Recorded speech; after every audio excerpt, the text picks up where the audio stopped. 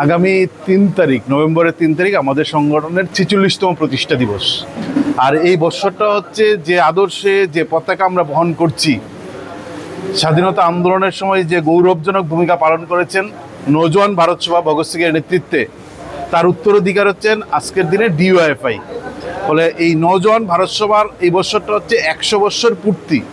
ফলে নওজোয়ান ভারত সভার 100 বছর পূর্তি আর ডিওয়াইএফের 46তম প্রতিষ্ঠা দিবস, তাকে কেন্দ্র করে আমরা 3 দিনব্যাপী এই বই উৎসবের আয়োজন করেছি আমাদের এই ছোট্ট পরিসরে ছাত্র যুব ভবন প্রাঙ্গণে। এবং তার সঙ্গে এই বই উৎসবের সূচনায় ডিওএফআই জিরানিয়া বিভাগীয় কমিটি এখানে রক্তদান শিবির করছেন। ফলে রক্তদান উৎসবের মধ্য দিয়ে আমরা বই উৎসবের সূচনা করছি। আমাদের অত্যন্ত প্রিয় অধ্যাপিকা শ্রদ্ধেয় আলপনা সেনগুপ্ত এই গোটা কর্মসূচি 3 দিনব্যাপী কর্মসূচির উদ্বোধন করবেন।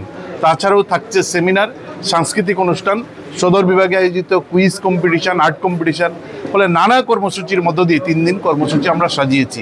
এবং আমরা মনে করি গোটা দেশে একদিকে হিংসা, ঘৃণার যে রাজনীতি, বিজেপি, আরএসএস, কাশ্মীর থেকে কন্যাকুমারী, কুইমা থেকে গুজরাটের কচ্চরান, গোটা ভারতবর্ষে যে ঘৃণার রাজনীতি ছড়িয়ে দিচ্ছেন, তার মধ্যে দাঁড়িয়ে যুক্তি, তর্ক, বিজ্ঞান সব হারিয়ে যাচ্ছে।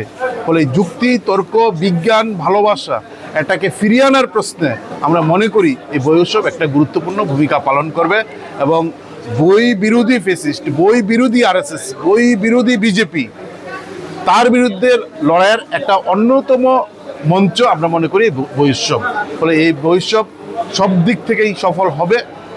আমরা শুরুতেই দেখছি নানা অংশের মানুষ আমাদের এই উৎসবের প্রশংসা করা শুরু করেছেন। ফলে আমরা এই উৎসব রাজ্যের এবং নবপ্রজন্মকে আরও অনেক বেশি আগামী দিনে লড়াইয়ের ময়দানে আনার ক্ষেত্রেও ভূমিকা পালন করবে, এই প্রত্যাশা নিয়ে আমাদের এই আয়োজন।